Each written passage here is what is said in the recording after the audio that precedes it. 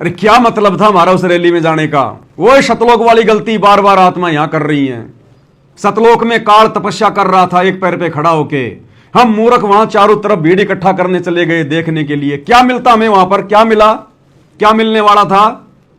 परमात्मा ने सारे ठाठ बाट कर रखे थे, लेकिन फिर भी हम उस काल के पीछे चले गए उसको देखने के लिए। वही गलती आज हम यहां कर रहे हैं। उस गलती की सजा तो गंदे लोक में आके भुगत रहे हैं।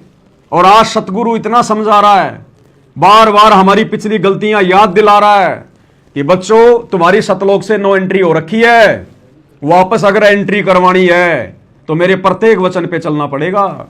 लेकिन काल ने फिर से कर्म फुड़वाने के लिए उल्टा खेल खेल दिया। अब बताओ, हरियाणा का मुख्यमंत्री अपने स्वार्थ के लिए, वोट बैंक के लिए, समाज को खुश करने के लिए रोहतक में परशुराम की जयंती मनाने आ रहा था। हम भक्तों का वहां क्या लेना देना था भैया? मुख्यमंत्री तो दिन में कोई 5 प्रोग्राम करता है, ऐसा हमारा क्या लेना देना? राजा लोग अपना काम करेंगे, भगत लोग अपनी भक्ति करते। जगत वाले लोग वहां इसलिए जा रहे थे क्योंकि वो परशुराम को अपना भगवान मानते हैं। लेकिन तुम सतलोक आश्रम वालों कौवे की तरह गोबर खाने के लिए क्यों पहुंच गए वहां पर? ना तो तुम्हारा राजनीति से कोई लेना देना, ना परशुराम तुम्हारा भगवान है, ना तुमने उसकी जयंती मनानी होती है।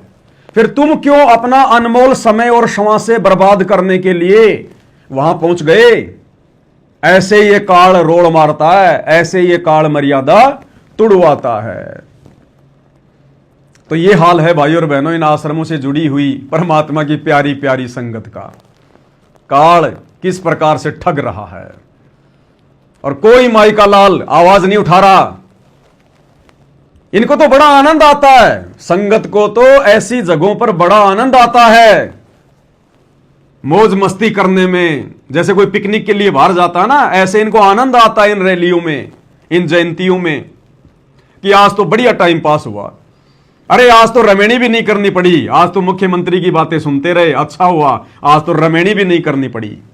अब बताओ उस भीड़ में कैसे तो इन्होंने मंत्र जाप किए होंगे, कैसे इन्होंने रमेणी करी होगी और कैसे कोई ज्ञान की बात करी होगी। उस रैली में सुनेगा कोई इनकी ज्ञान चर्चा?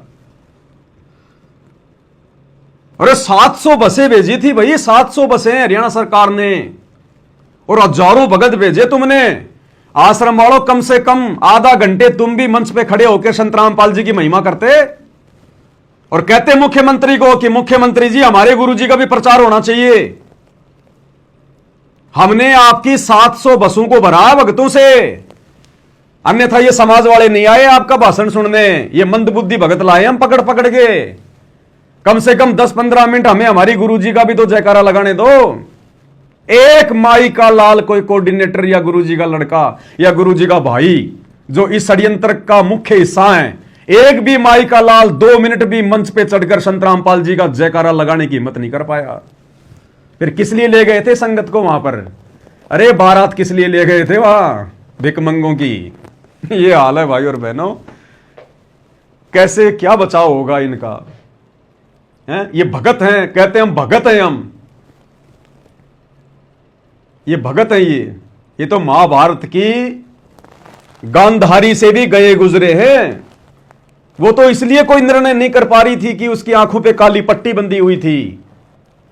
अरे हमारी आंखों पे बंधी हुई अज्ञानता की काली पट्टी तो गुरुजी ने 30 साल से सत्संग सुन सुन के उतारी है। उसके बावजूद भी तुम देख नहीं पा रहे काल तुम्हारे साथ में कितना बड़ा षड्यंत्र कर रहा है। तुम क्यों जुड़े सतगुरु रामपाल जी से?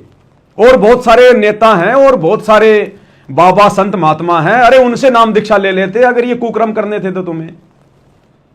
अगर ये वेश्या भक्ति करनी है, कभी कबीर को भगवान तो कभी परशुराम को भगवान, अगर ये वेश्या भक्ति करनी थी तो संत रामपाल जी के शरण में आने की क्या जरूरत थी? ये 2 नंबर के काम, ये उल्टे सीधे काम, ये वेश्या भक्ति, ये व्यभिचारणी भक्ति, ये तो हम संत रामपाल जी के शरण में आने से पहले ना कर रहे थे, और उनकी शरण में आने के बाद भी यही कुकर्म, तो क्या होगा फिर?